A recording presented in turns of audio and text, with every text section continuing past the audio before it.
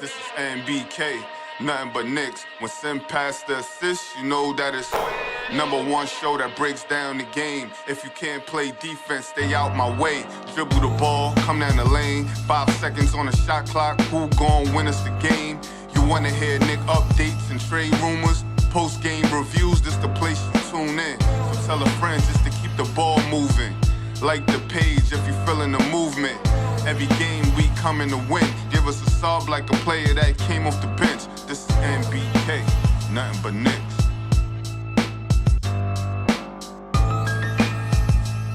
Got some windows up in the back, so let me close those. Knicks family, what's poppin'? It's your boy. Ladies and gentlemen, the Knicks go 1-3 on the preseason, and they finish it with a bad loss to the Washington Wizards. No doubt about that. 131-106. But, the Knicks started off good. They started off, building, maybe an 8-9 point lead. When the bench came in, Mike Muscala started knocking down threes. Jordan Poole was knocking down threes. And, the Washington Wizards took control of the basketball game, ladies and gentlemen.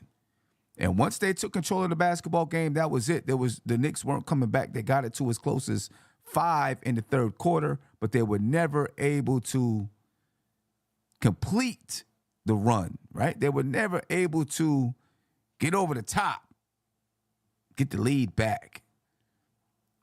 And then the Wizards were knocking down threes like crazy all over the floor. You know what I'm saying? Taj Gibson even got in at the end and phoned one home. You know what I mean?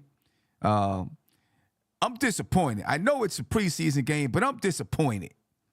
Because if it's a dress rehearsal, I never did like drama or nothing like that, but I was in some plays when I was in elementary school.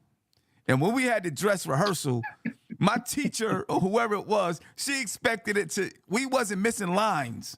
If we missed lines, we was in trouble. You know what I'm saying? The dress rehearsal, we were supposed to have it right. Because we was dressed in, who dresses in their whole costume and all that just to get it wrong? So I'm a little bit pissed off that the Knicks lost to the Wizards like this. You know what I'm saying? I think Simmons saying he was the scarecrow in the Wiz and he got one of the lines wrong. I think that's what he's saying. I didn't get no lines wrong. I didn't have no lines because I wasn't no actor. I was like the tree or the guy, doing the little cloth like it was water or something like that. I was one of them because I didn't have no lines. I didn't have no lines, man. Man, I'm gonna get to. Let me go through the box score, man, and then we'll get to you guys in a second. All right, the Knicks take a loss on a dress rehearsal. They were led in scoring by Julius Randle, 20 points, 10 rebounds for Julius Randle, 8 for 15 from the field, 4 for 6 from the three-point line. R.J. Barrett shot well from the three-point line. He was 3 for 8 for 37%. He had 19 points, 7 rebounds, 3 assists. Mitchell Robinson, 12 points, 11 rebounds. Jalen Brunson, 12 points, 6 rebounds, 5 assists. Did not shoot well from the field. Then nobody else. Quentin Grimes back down to 5 points. Dante DiVincenzo, 7 points, 2 rebounds. Miles McBride, 5 points, 5 assists. Josh Hart, 8 points, 3 assists, 5 rebounds. The Knicks scored 106 points. I know it's just a preseason game, but it was the dress rehearsal, so it meant something to me. I felt like the Knicks were supposed to, all right, I get it. At the end of the game, you might not have your starters in or your closeout team in or whatever it is, but throughout the game, throughout those first 3 quarters, I was expecting to see the Knicks, be leading the game by 10 points or something like that. If it's the dress rehearsal, you're playing against the Washington Wizards, a team that is not supposed to really be competitive this year. Or at least we don't know what they're going to be. Let me say that. We don't know what they're going to be. Tonight, they looked pretty good. And the Knicks did not look pretty good. in most facets of the game. The bench, though, like I talked about in the game preview, they got some work to do to figure out how to play together. You know what I mean? They got some work to do. Tony, your thoughts on the game? My bad. Go ahead. Let Josh go All first. right, go ahead, Josh. What? Well, first of all, salute fellas, salute to the MBK family, salute to the chat. Something like you said, dress rehearsal. If this is the dress rehearsal, this was horrible. I could say it like that. The three things, I'm not sure if we're at the takeaway section yet, but the three things that stand out automatically off the bat. One, this is probably one of the worst games I've seen Jalen Brunson play as a Knick. This was just horrible from Jalen Brunson. I've seen him literally get the ball in his hands, make a fake, take his guy off the dribble, and have wide open space in front of him. Instead of taking that mid-range jumper, which he's so good for, he decides to just go into the lane and just force these weird passes and created so many turnovers that we didn't necessarily need. It's just so uncharacteristic from Jalen Brunson. I don't know what the deal was. I have a theory about that, and I'll discuss that later, but this was not a good game from him at all. Secondly, our defense was abysmal. It was horrible, right? Typically, when the Knicks are getting beat defensively, you see teams do these cross-court passes, and then they do a couple swings and get some wide open threes. This was just the Wizards beating our guards and wings off the dribble. Straight like that. They weren't doing anything too crazy. They were just beating those guys off the dribble. And I don't care if we don't have Emmanuel Quickly or not, but we got a lot of guys in there that can play some defense. I didn't expect Jordan Poole and Tyus Jones to go off the way they did. So I think this was an abysmal showing defensively from our team. And then lastly, pay Emmanuel Quickly. This team needs Emmanuel Quickly for that second unit. I've been saying that for the longest time. Dante DiVincenzo is not a primary ball handler in that second unit. You can tell by the way the Knicks use him. They had him in the corner, have him get some catch and shoot opportunities, things of that nature, but he is not a primary ball handler. The Knicks, without Emmanuel Quickly in that second unit, they get their points off of transition. And that showed tonight. And that's why we were so stagnant coming out of that, out of the first quarter, beginning of the second. So those are the three things I take away from this, from tonight. And hopefully it doesn't continue during the regular season. Yeah. Tony? I mean, it was a surprise party. It was a surprise pool party. They didn't know. I mean, the way he shot the ball, I don't expect him to be doing that night in and night out. Jordan Poole, 42 Jordan points. Poole or the Wizards as a team. I mean, they was hitting everything. Whether it was defense there or not, they was hitting everything. And Josh, you hit the nail on the head, because this is the only reason why I wouldn't consider it a dress rehearsal, because IQ was not there. IQ was our third best player last year, like by far, and mans that second unit. And it was like I was gonna come in here mad, like upset and mad, because all we've been talking about all off season and or all preseason is the continuity, and this is going to be our strength, and we didn't look together out there. But really, it was that second unit that didn't look together. Mm-hmm. And that's because IQ wasn't there to hold the fort down. I know it sounds crazy, like IQ's gonna get guys in order and run the ship, but I think that's who he's been in that second unit. I mean, that's why we thought we needed Rose. I think Tibbs said, I think IQ can handle this. You know what I mean? And we didn't see Rose the rest of the year. So I think it was IQ not being there, and that was like a huge part of why we lost this game. The first unit played well. I mean, collectively played well. Brunson had a bad game. I think Mitch was as strong as he's been all preseason. RJ didn't have a good first half, but came on strong in the second half. So it's not the first unit that I'm concerned with. It's the second unit. And Josh, I'm gonna give you credit again. Even though I still think DiVincenzo can have some of those duties, but we need another ball handler in that second unit. I mean, and usually it's going to be one of RJ Brunson or Randall, I'm assuming. Yeah, I mean, I think he can have some of those duties but Tom Thibodeau hasn't used him as such yet. I mean, I seen him tonight, find Mitch off the screen and roll. He can do things off the screen and roll. Tom Thibodeau hasn't used him yet in that fashion. You know what I mean? We'll see if he does use him in that fashion, going into the season, but he hasn't done it as of yet. You know what I mean? But he can do it. He can do it. I mean, we've seen him, well, it was off of a closeout, so that really doesn't count to me. You know what I mean? So I won't even talk about that. Yeah, I mean, all that I can say about the Dante DiVincenzo thing, I mean, I wasn't just making that up. I mean, the numbers don't lie. Throughout his career, you look at his time in Golden State, you look at his time in Milwaukee, he was not one of the highest people as far as time of possession individually on any one of those teams. No. He was like one of the worst as far as the dribbles per possession when he was on those teams. He was primarily a catch and shoot player, and that's how he's been used throughout his career. I'm not saying he doesn't have the ability to be a ball handler, but traditionally throughout his time in the league, that's not him. Right. And again, Tony, like I told you on your show the other day, I have to go by what I've seen already. Yeah, I just think those are poor examples because I just think those are poor examples because of the way those teams were structured. He didn't have to be that. He didn't have to do that. But when Curry was out, when certain people were out of the game, he did do it. I watched games where he did do it. And I think Tom Thibodeau so far, it's only preseason, but so far has not used him in that manner. And maybe he doesn't feel like he knows what to get into yet or whatever that is. You know what I'm saying? So sometimes those things take a little bit of time. We're talking, 4 games into the preseason. So, if he doesn't know what to call out or what actions to get into yet, then you can't expect him to be the guy with the ball in his hands.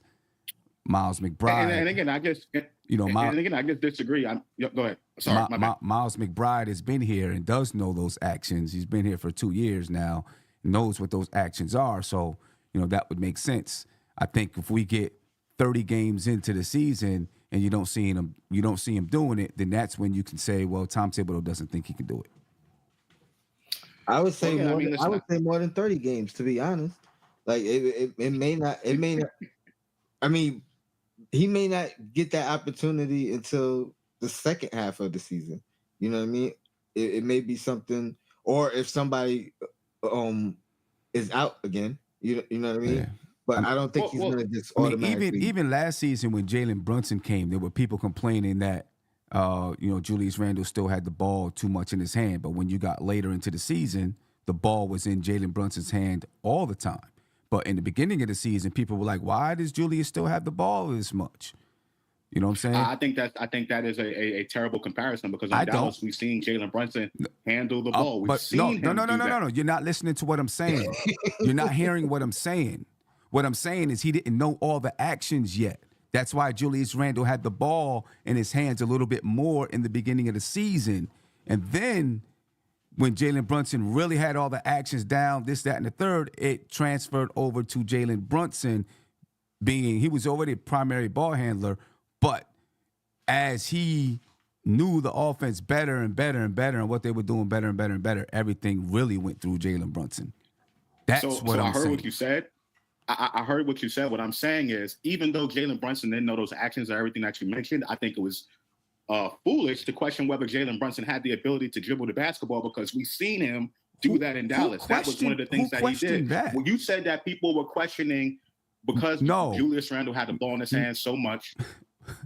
That had nothing to do with can Jalen Brunson dribble the ball. That only had to do with people saying, we have Jalen Brunson, why is Julius Randle still have the ball in his hands? Had nothing to do with Jalen Brunson being able to dribble the ball. And my answer to the reason why Julius Randle still was initiating some of the offense is because Jalen Brunson was getting initiated into the offense. And so there were some things that maybe it was like, okay, we're going to let Julius Randle do this. We're going to let Julius Randle do that until everything was clicking for him there, and then you seen the ball really go through Jalen Brunson. And what I'm saying is, with Dante, maybe he doesn't have those things yet. And as we get 30, 40 games into the season, you see him have the ball in his hands a little bit more. That's all I'm saying. Because he's more and Lou, Well, no, I get that point, but who in lieu of Dante DiVincenzo is going to have the ball right now to start the season? Since you use that example, IQ. Okay, now hold It's that all thought. gonna run through IQ's not IQ. playing. It's all- IQ didn't play tonight. right. So that's why they went through Miles McBride. That's what I said, because he's been here. Okay, so you're comparing Miles McBride and his ability to have the basketball in that second unit with Dante DiVincenzo to Jalen Brunson and Julius Randle. That's what you're comparing. Those two. You're not listening. You're not listening. He's You're not saying- listening at all. Never mind. No, listen, I it's hear what not. you're saying. It's You're not talking that kind of a about comparison. Never mind. You're not understanding what I'm saying. So I'm not even going to continue to go there because you're not getting what I'm saying. You're not talking getting what about I'm saying. acclimation between Julius Randle and Jalen Brunson later in the season because he wasn't acclimated yet. And you're saying right now, because they don't have IQ, it's going to be Deuce McBride instead of Dante DiVincenzo. I said tonight. I said That's the tonight. comparison. I That's said what I just tonight. said. So I I'm said not tonight. understanding. But I'm not comparing Miles McBride to Jalen Brunson or Julius Randle.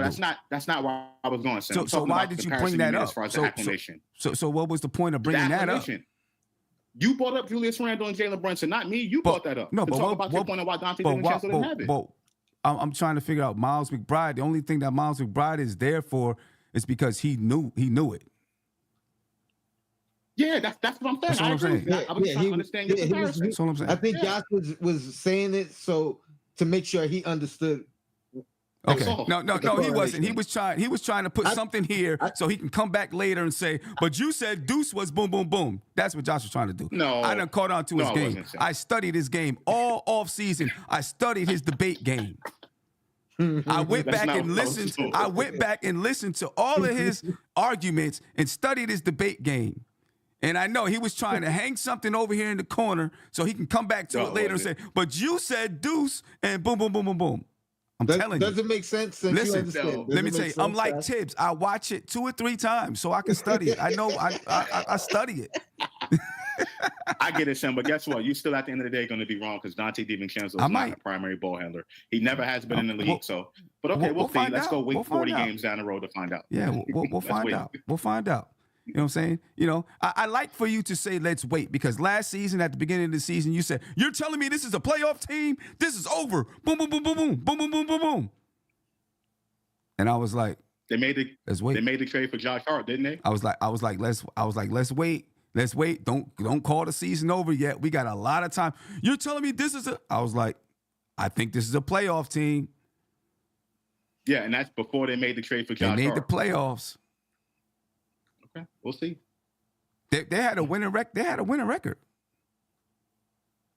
when they made the trade for Josh Hart. Right, but what does that have to do? You said something about a playoff team. They had a winning record, so what does that mean? No, you said in the beginning of last season, after they were under 500, after the first month of the season, that this is not a playoff team, maybe a play-in team. Before And they you were got writing Josh off Hart. the season. Yes. No, I mean when they got Josh Hart, they were above 500. They just they got were right him. there. They started going on their winning streak, and I changed my Man, tune. Right? They got Josh listen. Hart. You called them off after the first month of the season. You called them off. You ain't give them time to even get going. You called them off. Do they make the playoffs without Josh Hart last season, Sam? Yes.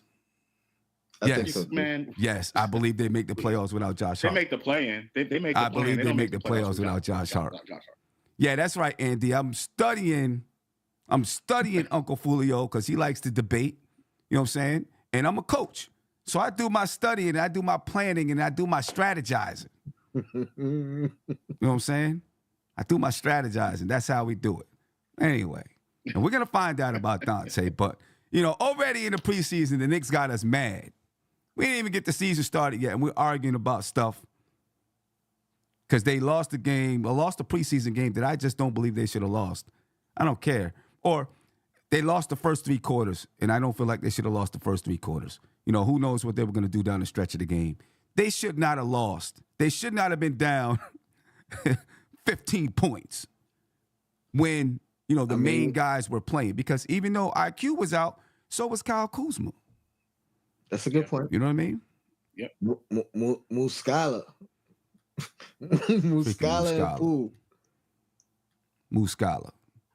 Even though Randall dunked on him, he got mad, started knocking down threes.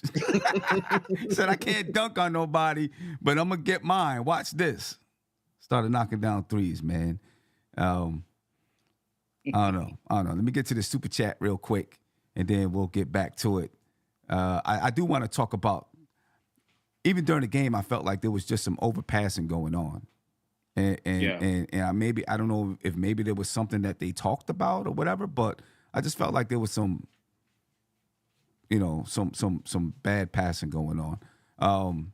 Jason Benjamin said, I hope we're not going to overreact over a preseason game. When we win 45 to 50 games, no one will remember this. We definitely need a stretch 4 Knicks tape. I don't know if we're overreacting, in my opinion. I just feel like if it's a dress rehearsal, you got to have a better showing than that. That's all. That's what I feel like. You know what I mean? If you say this is the dress rehearsal, you should be out ready to perform like it's a dress rehearsal. And I feel like some of the things that happened in this game, as well as the Boston game with the 3-point shooting, are things that we've seen last year, right?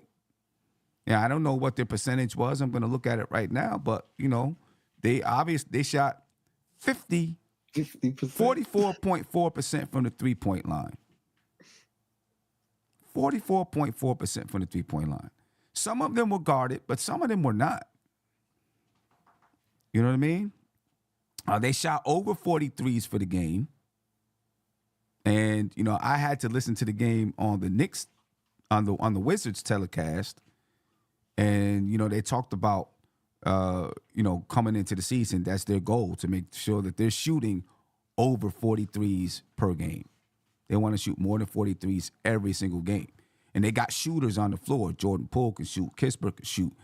Muscala can shoot. Kyle Kuzma can shoot. These guys can shoot the ball. You know what I mean? And they were knocking them out the park tonight. Efficient. Who? Tyus Jones? Tyus Jones. Right. They were knocking them out the park tonight. 44% from the 3-point line. And, again, we weren't getting out there to defend that line. The Boston Celtics last night, even though our guys wasn't playing, they still knocked down crazy threes. Right? I don't know, Josh, are you concerned about this going into the season? Slightly. But I mean, I know we emphasize and we focus on the stats and the numbers, right? And they're very important. But for me, I'm just always looking at how, from an offensive perspective, how the Knicks are getting their shots, and defensively, how we're defending. The Boston game and the previous game before was in Minnesota, who we played or whatever it was. We've seen us allow cross-court passes, even in the beginning of last season. Allow those cross-court passes, couple of swings, guys get out of place, and they're able to knock down their threes based off of that. Tonight, we didn't see a lot of that. Tonight, we've seen our guards and wings getting just abused, whether it be off the dribble, and then there's just one kick-out pass or just one-on-one spot up, and the Wizards knocking down. So that's the thing. That's a total different way of defending compared to us getting beat with those cross-court passes, right? So those are two totally different things. If this is the way we play, I would rather them be aggressive, right, and give that up if they're going to give it up and the cross-court passes. But if we play defense like we played tonight, we're going to get slaughtered during the regular season. And I don't expect that to be the norm going in, because I know Tom Thibodeau is much more aggressive, and he's going to, preach and teach aggressiveness on defense. If we give up the cross-court passes, so be it. But tonight was a different story. I don't want to say effort, but they just looked uninterested on defense, our guards and wings. So hopefully that's not the precedent for the regular season. Yeah, hopefully not. The Washington Wizards shot 45 threes. They were 20 for 45. They shot one more three than they shot twos. They took 89 shots. 45 of them were threes. 60 points off threes alone. Yeah, 60 points off threes alone. I just feel like the teams that live and die by the three are going to be a problem for us if they're shooting. Yeah, I agree with that. And that's what it's going to be. And the only thing to combat that for us is those rare occasions when we're on fire from three. You know what I mean? And high volume, because we tried to up our 3-point volume. Well, we did up our 3-point volume last year, but by the end of the year, you know what I mean? We just don't shoot a good percentage as a team. So if we like that's, if they're hitting, the other teams hitting the threes and we're not shooting a high volume and good percentage, we're gonna lose most nights. and we lost most of those nights last year. Yeah. Yeah, I don't. It's tough. We got to figure out. We got to figure out something on how to defend the three. You know what I mean? Quentin Grimes tonight. He had a rough night tonight. Yeah, and that You know was what I the mean? thing. He had a rough night. He had attempts. You know what I mean? He had good shots. They just didn't go in. Well, he only played 5 minutes in the first half because he was in foul trouble. I guess Poole was eating him up too. Poole was eating him up. RJ ain't doing better when Grimes went out the game. So defensively, that is. Yeah, Jordan Poole was eating him up, no doubt about it. You know what I mean? Yeah. Poole can, he has good enough handle to go to the basket. Obviously, he can knock down threes. He can pull it up from the logo. You know what I mean? He's a tough cover. And like right now, he's got the green light to take as many shots as he wants to take. That's exactly what I was gonna say. When you have a green light, you can take bad shots, and you're gonna make some because you know what I mean. You could take as many of them as you can. You're not worried about coming out. You know what I mean. You're not worried about being reprimanded. So that's like the best feeling in the world. Yeah. So and Quentin Grimes. Here's the thing: Quentin Grimes is he's gonna see the best players every night. So it's going to be tough for him every single night that he steps out there on the floor. It's going to be tough for him. It's going to be difficult. Now, he went back to being 1 for 4 tonight from the field. Only 4 shots. I don't know. Even last night, he took 13 shots last night, but even with, him being basically one of the primary guys out there is still just 13 shots. You know what I mean? You would expect if you're one of the primary guys, you're taking 19 to 20. RJ Barrett took 19 shots tonight. Deuce took 19 shots last night, 18 shots last night. You know what I'm saying? Yeah, I feel like Grimes is just in this mindset that I'm 3-and-D. Or maybe he just feels like he can't, do some other things out there. But I feel like he's kind of in that mindset. I'm 3-and-D. Even last night, he didn't look to penetrate. I think his teammates have to encourage him. Like they gonna have to tell him, and the teammates are gonna have sacrifice too. You know what I mean? So not only tell him, but you know what I mean, give him the ball. Like, yo, when I give you the ball, you shoot it. Shoot it. You know what I mean? Like, yeah, shoot it. So I'm not saying turn down a open look to give it to Grimes, but you know what I mean, turn down you creating and create for him. Right. Shoot it or look to go to the basket or do something like that. But last night I just watched a couple of times. He just doesn't have the moves. He doesn't have the moves or the counters. He goes one way. If they cut him off, he doesn't have a counter. He can't change directions. You know what I'm saying? To get back going the other way. He has no counters. And, when you talk about someone going off the dribble, it's an issue. If all you have is a straight line to the basket and you don't have a way to counter, pull back, pull up, or pull back, boom, go to the basket with the other, on the other side, you're kind of stuck at just being a guy that's going to shoot the ball, off of a kick out and then attack off of a closeout. You know what I mean? So I have a question. In this particular offense, in the starting lineup or just on this Knicks roster as constructed, how many shot attempts will we like Quentin Grimes to have? I would like him to have at least 10 a game. Okay. Yeah, so last season he had Yeah, 10 sounds reasonable, right? Last season he had 8.5, right? And yesterday's game he had 13, and 12 of them were 3-pointers. 13, 12 of them were 3. I think that is different. Yeah, I think that is different than how he's taking his shots. I'm not depending on Quentin Grimes to be a ball handler. I'm depending on him strictly to be catch and shoot in this particular offense because you have guys who are so ISO heavy already, Randall and Jalen Brunson, right? And then RJ, he's going to handle the ball a little bit.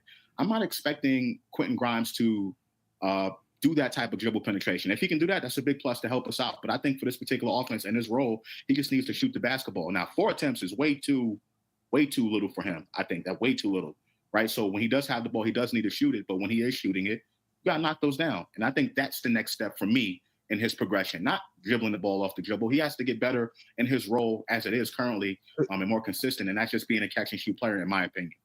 To your credit, I agree with you in the sense that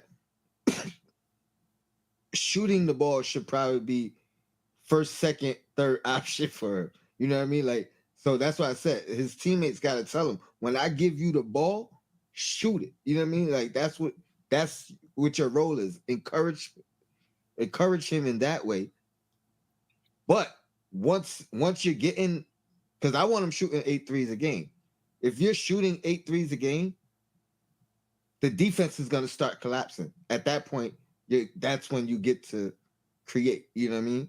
But I want those 8 3-point attempts a game, and then creating twice, because they're going to collapse on you if you're shooting 8 a game. Right. But see, here's the thing though. With him, with the way that Grimes plays, and the reason why I seen him shoot 1 3 off the dribble today, right? But with the way that he plays, he's going to be dependent. It's like a big man waiting for the ball. He's dependent on everybody else. You know what I'm saying? So if he continues to play like this, there's going to be nights where he gets 2 shots, 3 shots, 4 shots. That's not enough. Well, that's why his teammates got it. Yeah. And he doesn't create anything for himself or other people. You know what I'm saying? And I feel like, I feel like it helps the team more with someone who can create, who can be a spot up shooter, but also at times when it's necessary, maybe, and it doesn't have to be every other possession, but someone who can also create for themselves. Boom, boom, boom, boom, boom. So when I'm speaking about this, I'm not speaking about, I'm speaking about the development of Quentin Grimes, because some people, not everybody, some people have this expectation that this kid can be the third, one day be the third option on the team and this and that. And I'm not seeing that from him right now. I'm seeing him as strictly 3 and D. That's it. I agree with you 100%. The Knicks need someone else that can handle the ball in that starting lineup. I've been saying that forever. Mm-hmm. They need someone else to take the pressure off of Jalen Brunson and Julius Randle. And to me, I just never looked at Grimes as being that. I don't know who said he was going to be the third or his potential. I've never seen him like that because he is so limited in those aspects. So I agree with you 100% there. But I also say the same with RJ. Right, RJ is starting to, I guess, improve and get better in that regard as far as handling the basketball. He's much better at it than Quentin Grimes. No question about it. But he's also not good enough in that regard, and he's lacking with the 3 ball. Right, so I think at that 2 or 3 spot, the Knicks just need someone else there. That's why I was always an advocate for Jrue Holiday and all these other guys around the league at the guard and wing spot that can be able to do some of those things that you mentioned. And I do want to not take any blame away from Tom Thibodeau here and how we run our offense. I think that's also an issue too in that regard. We are so ISO heavy, so we need people to be able to do those things. And if you don't have those guys, I think the offense, based on the roster that we have, you can be able to run some options a little bit or run some stuff a little bit to get Quentin Grimes some shots, right? But we just don't run that because we're so ISO heavy. So I think that's a part of the issue. I've accepted it. I've accepted that this is who Tom Thibodeau is.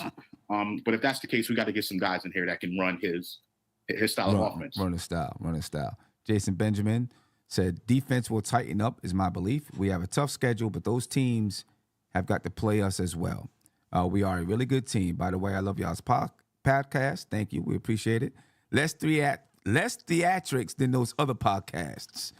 Less theatrics? Wow. Less theatrics. Hey, sometimes we get into it, but we try to keep it cool. Then Jason again, he said he's not feeling Grimes with the starters. Am I bugging? That's what I was just about to ask. I didn't even see that super chat. Yeah. But I was gonna ask, like, when you were saying all that stuff, were you saying in the starting unit, or were you saying that as just you was talking about? Well, I mean, with that, I know how you feel about the starting unit. I mean, but yeah. I mean, I feel as a whole, because even if he goes into the second unit, Dante DiVincenzo goes into the first unit, right? And I picture him doing the same thing. You know what I'm saying? And we were having this conversation about Dante being able to be, another ball handler in the second unit. You know what I'm saying? So I picture Grimes doing the same thing in that in the second second unit. In the you're second saying. unit, Yeah, I would picture him doing the and same that was thing. my argument. That's what I was saying. The And other then night. in the second unit, you don't have Randall or Brunson. I mean, you got Emmanuel quickly, but you don't have a Randall or an RJ. Josh Hart, I'm not sold on his. Like I said last year, you know what I mean.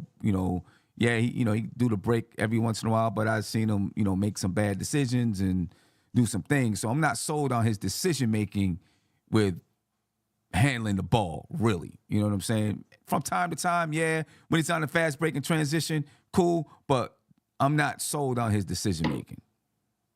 And Tony, that's why I always go back to, this is why I keep talking about what this team needs and what we have, right? It's not like when I was criticizing the contract that they gave Josh Hart or the move to sign Dante DiVincenzo, as I was criticizing those individual players. I think they're really good for what they do, but I just think the biggest need for this team was ball handling. People want to talk about shooting and all that. Yeah, we need to be able to shoot the ball better, but based on the way we run our offense in the half court, we need guys who can handle the ball. So that's primarily where I was coming from, and that's why I personally felt and still do feel like this team is not better based on the roster than they were last season. We're betting on continuity, and for that to work out, and hopefully in that second unit, Josh Hart get them going in that transition. But to me, that's where we're missing some things, and that's where we need to improve.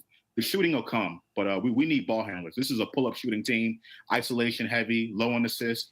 The numbers point that out. I'm not just saying that. The numbers actually point that out over the last 3 years. So we need players who can handle the rock and pull up. Yeah, that's what we need.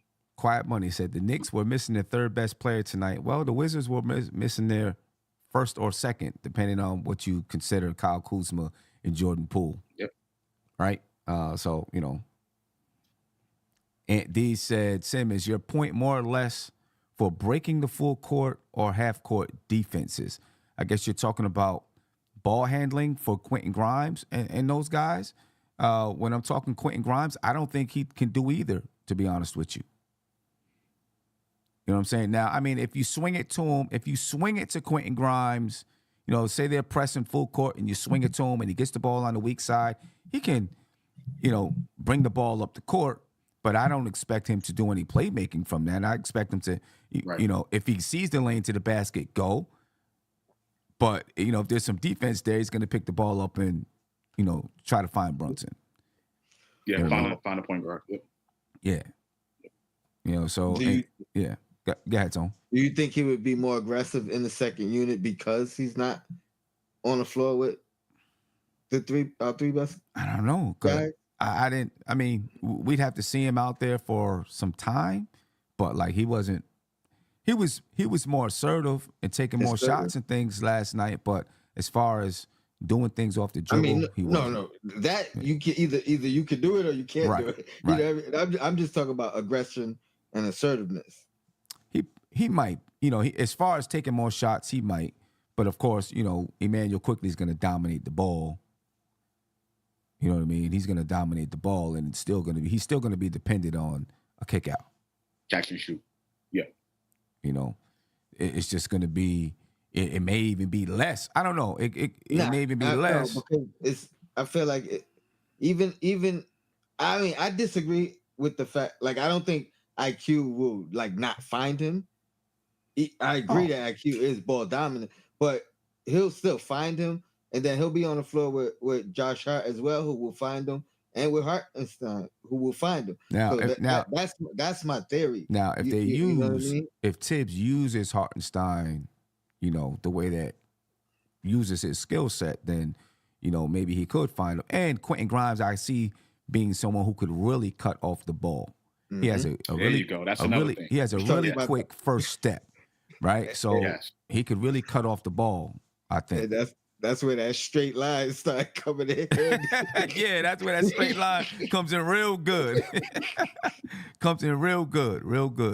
One of the things I think with Quentin Grimes, and this is his, second year playing in this position full time, I guess, right? Last year, he was hurt at the beginning of the season, and then, he took over after the first month or something like that. He took over. So this is his second year playing in this position full time, but I just don't see that he's developed a chemistry with somebody in that lineup. Even when Evan Fournier was there was some chemistry with Julius Randle, Reggie Bullock, some chemistry with Julius Dribble Randle. handoff. I mean, The dribble handoff. I feel like, yep. I don't see that he's developed anything with anyone. Even with Mitch, RJ Barrett and Mitch, they know what each other's doing. Jalen Brunson and Mitch, looks like maybe they're starting to figure some things out a little bit. I just don't see that Quentin Grimes has a connection with anybody in that lineup that helps him. I would say Randall would be the closest. But then you could argue like Randall and Brunson both find him in the same type of way. You know what I mean? Like, so it's like off a double team or off a closeout, they'll find them.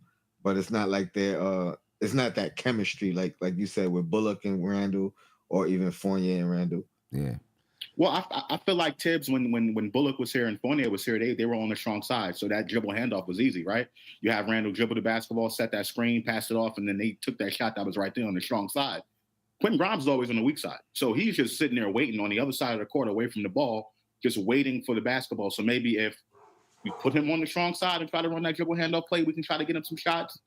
But he's just always been on the other side of the floor. Yeah, so I don't know what that's about. That's a good point. Yeah, and maybe that is stopping him from developing that chemistry with anyone. You know what I'm saying? Hopefully it'll come. I just haven't seen it. You know what I mean? And I don't know. I can't say, how these guys have, worked out during the offseason, like how Reggie Bullock, Evan Fournier, if they worked with any of the other guys, you know what I'm saying? But Grimes is normally, with his trainers working. I don't know when they get to, when they get into camp, how much they do some things together. But I'd like to see him develop something with somebody. I think it'll help him a lot. Evan Fournier shot 12 shots a game that year. That's that long year he was with Randall. So, Grimes shot 8.5 last season. Yeah. So there's a discrepancy there with that. That's a discrepancy. That's 4 shots. That's 4 shots. And for someone who could possibly shoot 48 to 50% from the field, I mean, that's 4 to 6 points. You know what I mean? So we'll see if they develop anything. I got De La Soul on my screen right now, on my other screen over here. You know what I'm saying? Talib Kweli is, they opening up. They opening up. Yep. Talib Kweli is with De La Soul. And when I went to the concert, he was with De La Soul too. Dope concert. Can't wait to rewind it and catch it, after we do Losers Lounge and all of that. These passes, man. First of all, the Knicks got to get accurate passes. Just even off the kickouts. The passes over here, it's over there, it's over there. Everybody who's kicking it out, the passes aren't really accurate, which makes it even tougher to catch and shoot. The messed up part is if you watch the body language as they're passing it, like they be acting like they doing something. They be like, so we gotta get these passes on target. That's gonna help our shooting. And then, I did feel like the Knicks were doing some overpassing tonight. You know what I'm saying? Trying to force the ball into Mitch, hooking the ball around people. Jalen Brunson did some overpassing. DiVincenzo a few times did some overpassing, I thought. You know what I mean? RJ, maybe it's something that they talked about in practice and said, hey, let's try to make this happen or that happen. Mm-hmm. I feel like they're trying to get him more involved. and they're not used to doing that. You know what I mean? Like, and a few times they did it last year when I mean, like off of a drive, it wasn't very. It's like you said, it's always been sloppy. Those type of passes. And I don't know if that's Mitch or them. I'm gonna blame the passer because I mean yeah, oh yeah, you know what I mean. I'm watching it and it don't like what are you doing? right. The passer is the decision maker, so yeah, you know what I mean. Yeah, I agree. I definitely agree. I think we were just very sloppy tonight. It looked like we were forcing everything. I mean, but I think the key. Well, first, last season, Tom Thibodeau and the Knicks, I think had out of the 3 years, they shot the most 3-pointers as far as attempts than any other team. So I think that was a point of emphasis that Thibodeau wanted to get more threes up. Right now, our percentage didn't go up that much, but I think that was a little bit of emphasis. And I think this year we're kind of starting off the same way. But still, our passes have to be better. But also, I think the lack of the pull-up game in the mid-range. I mean, to me, I just think we need to take advantage of that more instead of trying to force threes and force to put up as many threes as we can, because that mid-range shot is there. And if we can get that, we'll probably open up some space in the middle, probably some dump downs to Mitch and the bigs. And I just think more things will open up that way. But yes, we need to get better with our passing. No doubt about it. Yeah, got to get better with the passes. I mean, the Knicks only had 15 turnovers tonight. You know, that's not terrible, but still accurate passes lead to better shots. You know what I'm saying? If I don't have to move my hands to catch the ball, right now I'm catching it right in the shooter's pocket on my toes and I'm up. Bang. You know what I'm saying? Got to get those passes better. There was, you know, I don't know, maybe Jalen Brunson heard Spree talking the other night when Spree was like, oh, you know, Jalen Brunson doesn't see the floor. And he decided, all right, I'm gonna show Spree what I can do. You know what I'm saying? You know, he had a couple of looks that I didn't expect him to make, though. A couple of passes that I didn't expect him to make that he actually made that were some nice passes. You know, he had one. I still think it would have been better if he passed it to Julius Randle, but he looked at Julius Randle and then he found DiVincenzo cutting to the basket. You know, it was nice. It was, but it still was clogged. Even if he got it to DiVincenzo, it was going to be clogged because he was right there. You know what I'm saying? Should have kicked it out to Julius. Yeah, you 100% right. He should have passed it to Randall. But watching it, I was like, oh, like I didn't even see it. You know what I mean? I didn't even see that coming. But no, I got tricked because I swore I was like, all right, this is going to Randall. He's going to shoot the three, and I think Randall got tricked. I see Randall's like, oh wait, what happened? You know, so it was a good pass. It was a good pass. That was that Villanova, right? You know what I mean? Right. That was one of those Nova tricks. Maybe not the best pass, but it was, you know, it was if he would have caught it and converted it, you know, everybody, it still doesn't mean it was the best play, but we'll see. Hopefully they can tighten up, man. Yeah, they got to be better tonight. Because the 25th is coming quick. Right? Yeah, 25th is coming quick, so they got to tighten up. You know, they got to. What did you guys think about those green Skechers? Look pretty dope. Did you get to see a close up? I did. I know. I saw you posted something. I think you saw them. You posted it. Yeah, it looked pretty dope to me. I wonder if they all glow in the dark. They look pretty dope. They need to make them in orange and blue. I seen them on the court, but I ain't see a close up. So the close up they look a lot better than the other ones. Okay. Yeah, they're nice. They're pretty nice. You know what I mean? Pretty nice. We'll see if he's actually. Well, it sounds like he's gonna sign with them. So, you know what I mean? He said he did. He said he did. Oh, he said he already did. Already did sign the contract. Okay. I know the article Josh sent me today said that Joel Embiid is on the verge of signing a contract, and the next would be Randall and Terrence Mann. Oh, he spoke with Monica McNutt at halftime. Well, not at halftime, but it aired at halftime. Oh, okay. Yeah, I was watching the Wizards. He said he was the first. Well, she was like, "You the first one," and he was like, "Yeah, I'm like the first athlete." Yeah, that's dope. That's dope. Jason Benjamin, again, thank you. I appreciate you tonight, man. Well, I appreciate you anytime you watch it, but I appreciate you. He said, I think we have a 3-year window to make the finals. what superstar would you guys go after? Don't like Embiid or Donovan, maybe Anthony Edwards or Brandon Ingram. I'm going to be honest with you. If I had to choose between those four, I'd go with Anthony Edwards. I really like Anthony Edwards.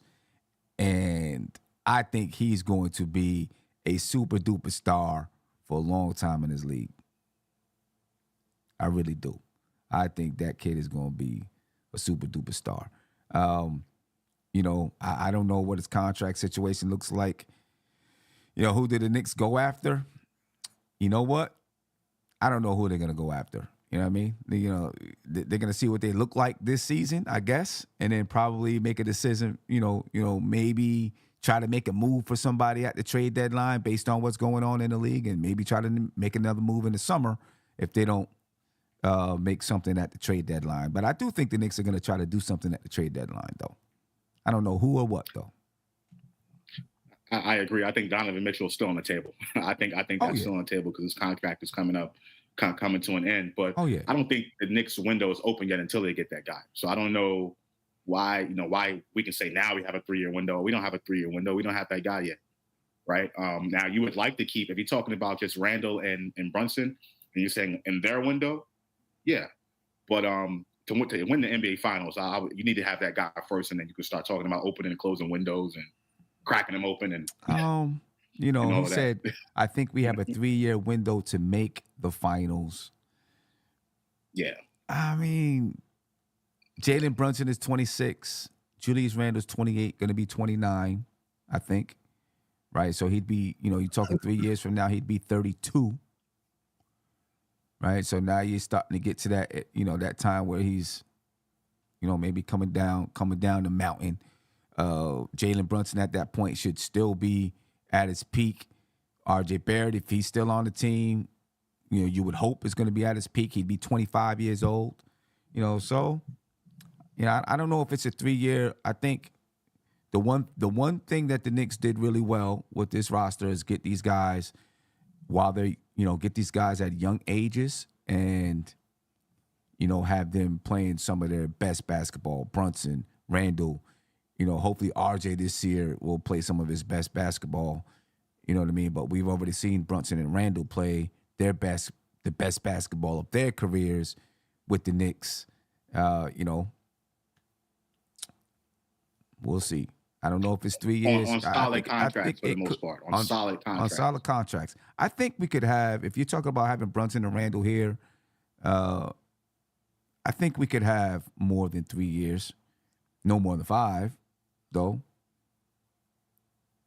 As far as a window to, possibly make the finals and win the finals. Not to mention, Randall's going to get a Supermax contract. He's going to ask for one in a couple years or 3 years or whatever it is. And if Brunson makes All-NBA or All-Star, then he's eligible for a Supermax as well. So keep that in mind. Yeah. The Knicks got to figure out a way to pay those dudes. I try to extend them rather instead of him opting out. Yeah, Randall changed agents, man. Get it early. Randall changed agents. He, Randall's trying to create a legacy. Max is a max. It's just like Hart. Yeah, listen. You know what I mean? He said, "Forget Nike. I'm creating something with Skechers." He's trying to create a legacy. I don't, and that's good. That's what's up. But if the money's the same, we're just talking about extra year before. You know what I mean? Anything with the rotations tonight that you liked or did not like? I didn't like that IQ wasn't playing. I tell you what, it would have been worse if IQ was playing and the Knicks still got bust like this. That's true. That would have been worse because then we was at full tilt and they had Kyle Kuzma out. That would have been that really wouldn't have been good. But to me, like you said, the first unit or the first quarter wasn't, you know what I mean? It wasn't bad or whatever. It wasn't until we brought the second unit in. I thought it was really because it just shows the importance of IQ to me. Like they didn't look in sync. You know what I mean? Like they didn't look. And I don't know. I mean, it looked like they was trying to run things through Hartenstein a little bit. Um, but I would have liked that a little bit more. Yeah. You know what I mean? In that second unit with IQ out. Yeah. So you think Quickly made some money tonight? I think he's getting extended. So because the reports earlier today were that he was nicked up. That's what Tom Thibodeau said. He was nicked up. So that's the reason why he didn't play.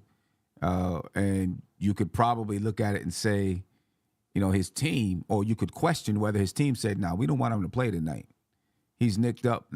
Let's allow him to nurse his injuries he's too important because we got this contract thing. We can't afford him getting anything serious. You know what I'm saying? Until we resolve this contract situation, which they have 5 days to do so, right? The 23rd? They got 5 days to do so.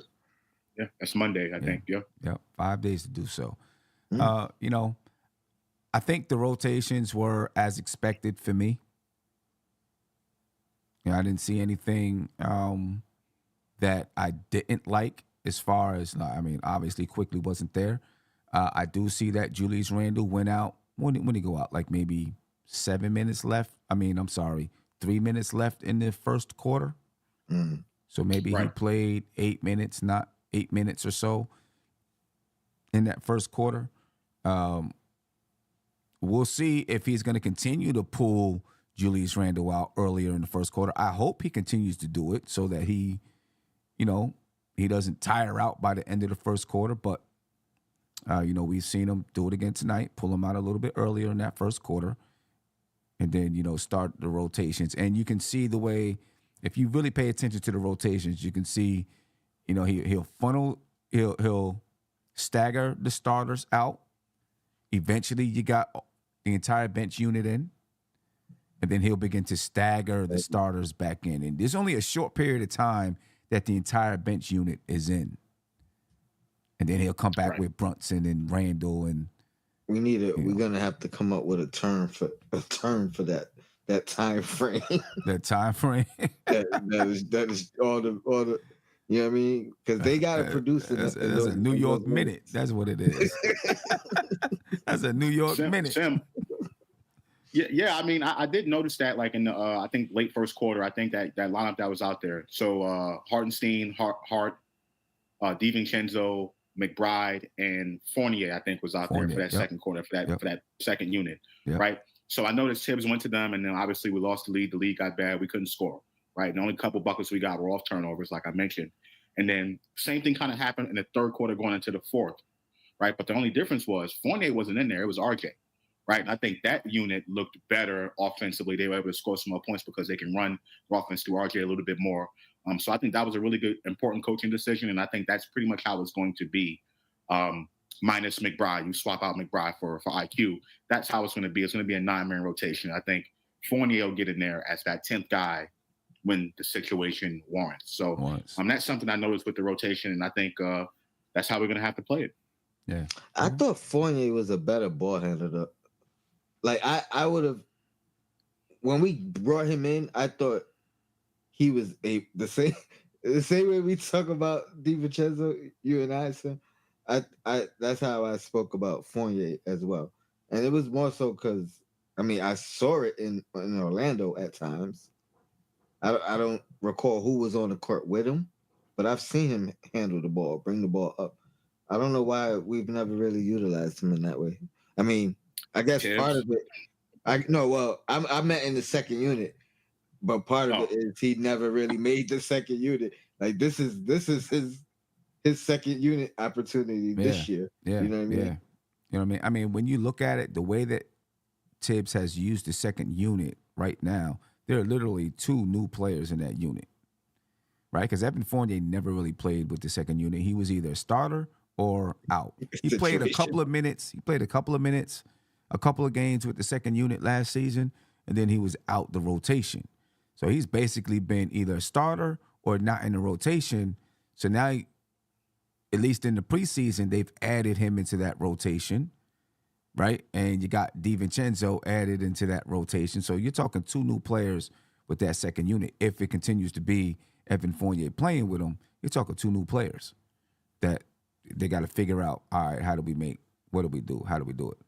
And, you know, last year it was kind of, the rotation wasn't as staggered either. So there's like a lot of little units that got to get used to playing with each other. Mm-hmm.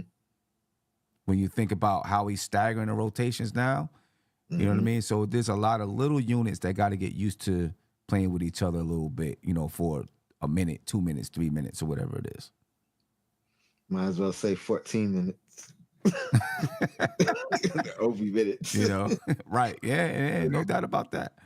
I just don't think Fournier plays much with that second unit unless we have to. I think it's going to be 9 men, and RJ is going to be that guy to kind of stagger in between both lineups. I think it has to be that way, at least starting off.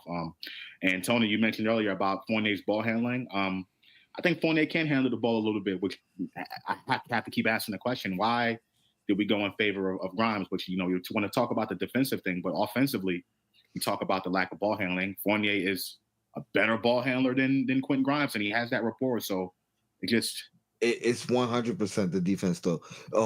I was just about to say one of the reasons why you got to keep Grimes as a starter, as opposed to, I mean, we talked about quickly what it loses in that second unit as the primary ball handler of the second unit if he's starting, but quickly nor DiVincenzo, I think, will be able to guard up the way Grimes does.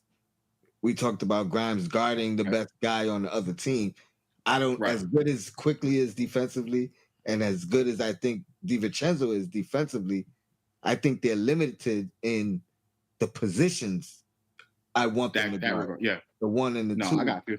As opposed to Grimes, we've seen him start the game on Tatum. You know what I mean? Like, he's going to be guard whoever. It might be LeBron James. You know what I mean? It might be the best of the best on the other team. So I don't think Quickly or DiVincenzo or I guess Hart would probably be the only other guy in that second unit that could guard up. You know what I mean? And just take on the best player on the other team. Yeah. It's a valid point. Yeah. Jason Benjamin, thank you again for the super chat. He said, I say a 3-year window because Brunson and Randall's contracts are coming up and they won't be given discounts. I feel we should, win now because we have good contracts. Their contracts are coming up. They play this season and then they have an opt-out at the end of next season. And I believe both of those guys are going to opt out of their contracts and look for bigger contracts. Brunson has an opt-out? I didn't know that. I thought his contract was fully... Nope, he has an opt-out. Yep, and that he makes $24.5 next season, and then he would make $24.5 the season after that, but he can choose to opt out. Got you. Yep. Okay. Yep. So interesting. Yeah, the Knicks, that's something that definitely has to be in consideration. I do want to talk about some decisions, and these aren't coaches' decisions, right? These are team decisions. They waived Roby. They waived Jalen Martin. Very surprised about them waiving Jalen Martin. You have any thoughts on the Knicks waiving those 2 guys today? Yeah, I know you mentioned earlier that you were a big fan of Nick and you thought he was a player that can probably develop and whatnot. I think it's probably some contract considerations. I would have to look at the cap and see why they decided to do what they did and look at the roster. But I think right now there are 18 players, right? By waiving those 2 guys, they got 18 players. By waiving those 2 guys, but 3 of those players will be, 2-way contracts. So you 3 players are 2-way contracts, and then you got 15 players on the regular roster. So right now they have 1 2-way contract available because Jalen Martin was on a 2-way. So they have 1 of those available. Then they have 1, I guess, regular roster spot available because Isaiah Roby, he had a roster spot, although his contract wasn't guaranteed. He wasn't an Exhibit 10 guy. He had a roster spot. Right. But his contract wasn't guaranteed. So they have a roster spot and a two-way available.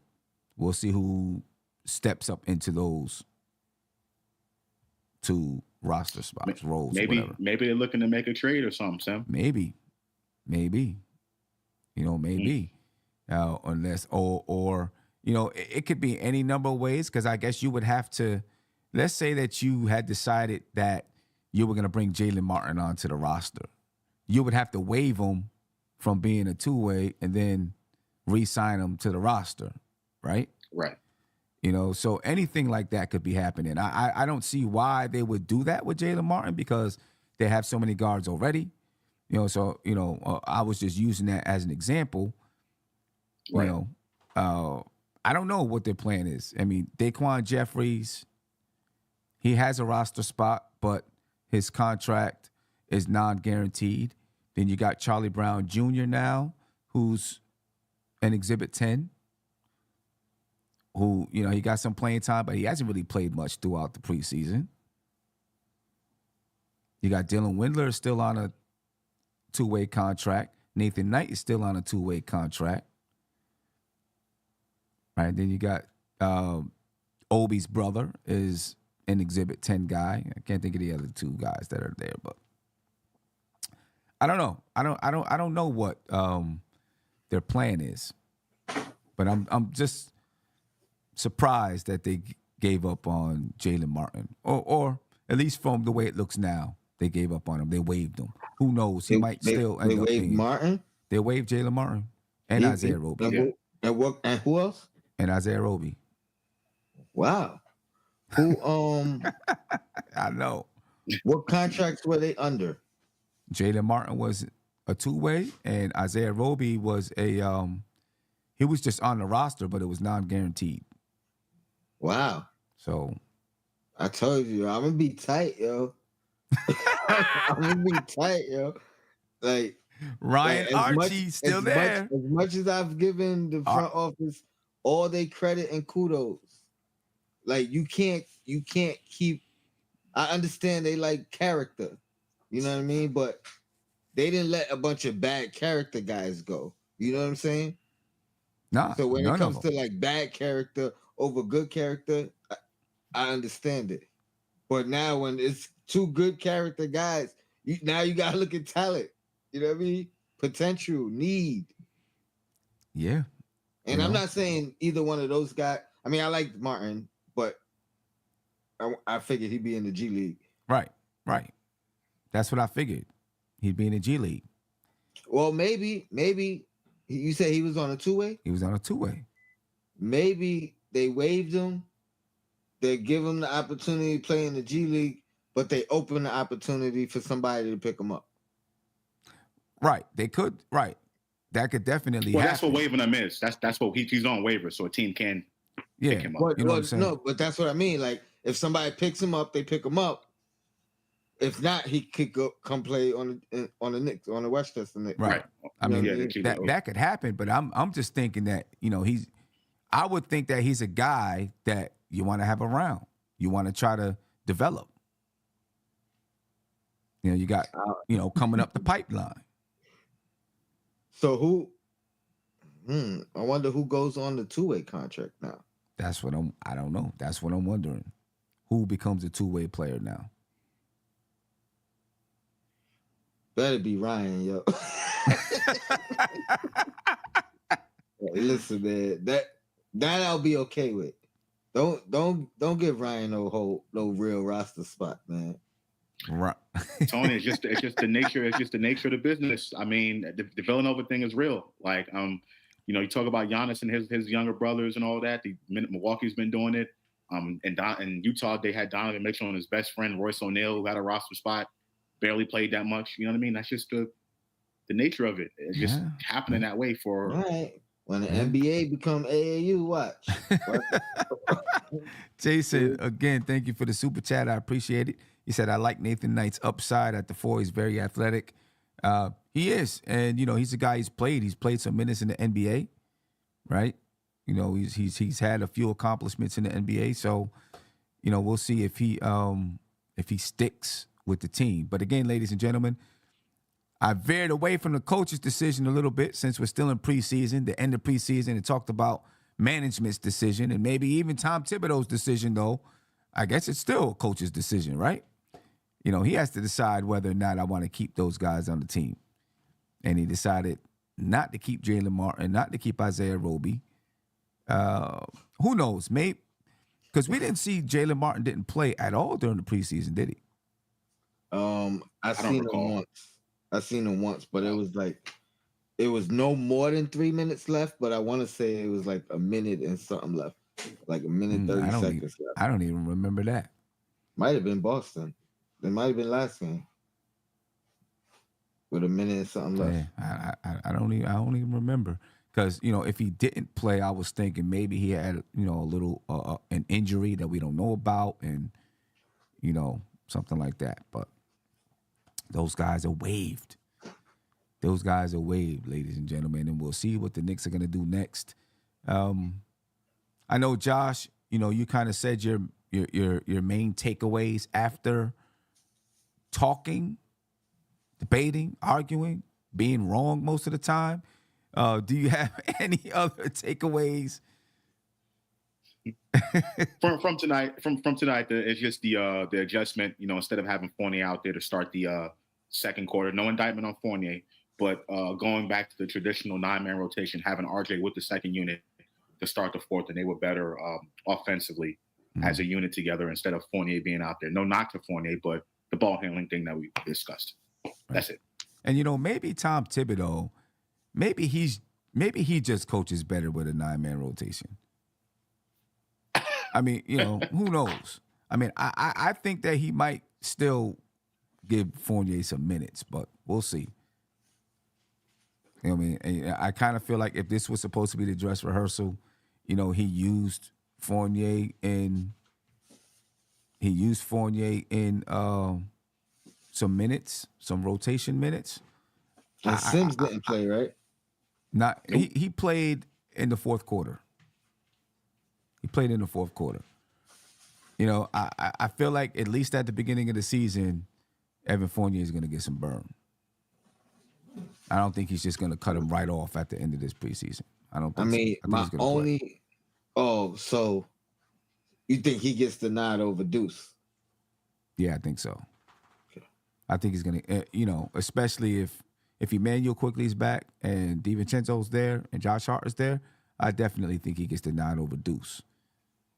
You know what I mean? I think at least at the beginning of the season, I feel like maybe he's like, all right, let me get a guy a chance to prove that he can provide something to the team.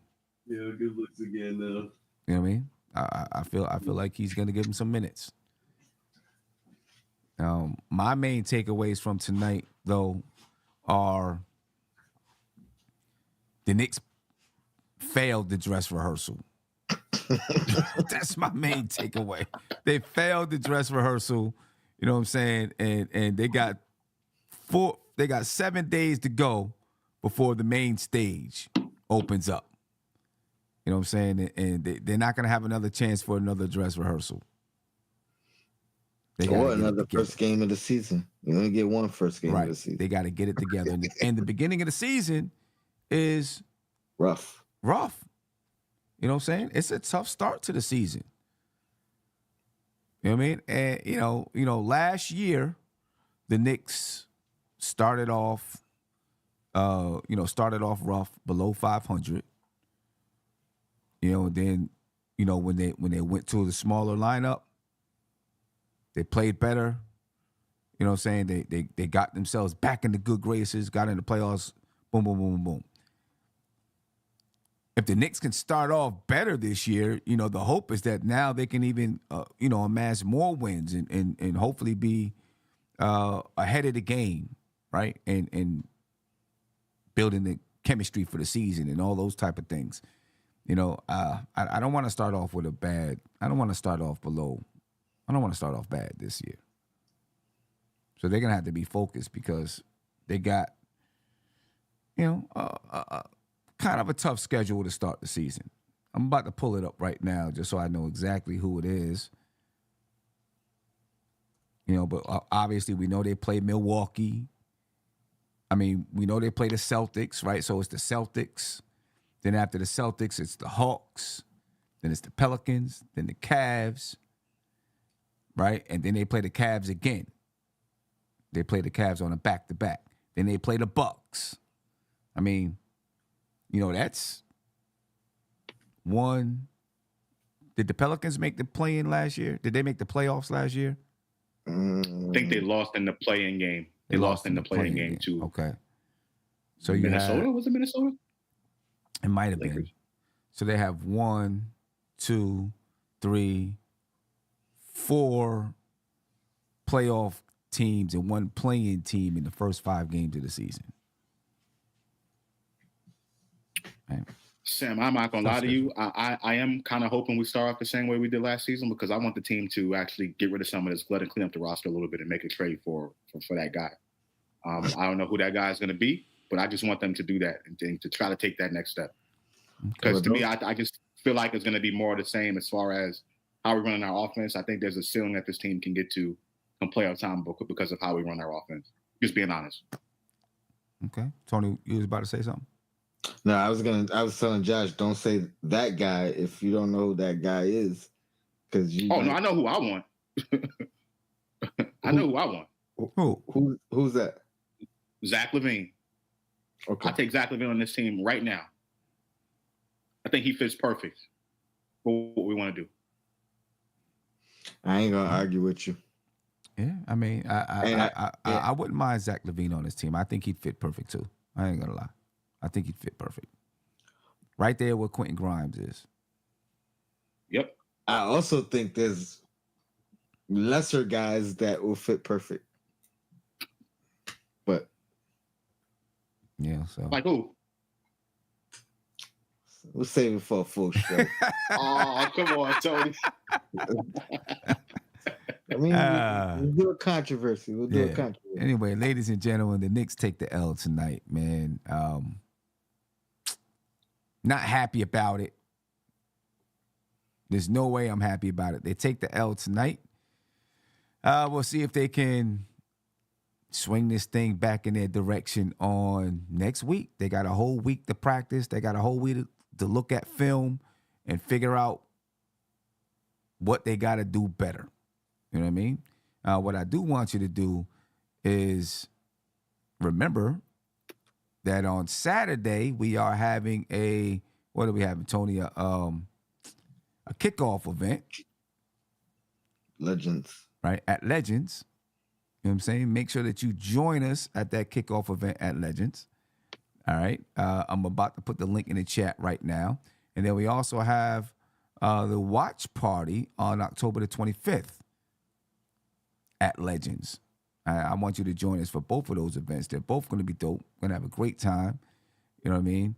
We want to see you there, ladies and gentlemen. So in just a second, I'm going to put those links in the chat where you can click on it now to register. They're free events, right? We really only, we're just keeping tabs on how many people are going to show up so that we can let the people at Legends know, about how many people are going to be there. All right. So right now you're going to see the link for the kickoff event. And now here's the link for the watch party. Right. And both of those links are in the description of this video. All right. So that you can make sure that you join us there. All right. It's 11:52. We're going to jump off of here. And then, I don't know, about 12:15 or something like that, Tony? We'll be on the Losers Lounge. Maybe a little bit later than that. We'll be on the Losers Lounge. We got to talk about our own team on the Losers Lounge. But we'll be in the Losers Lounge, ladies and gentlemen.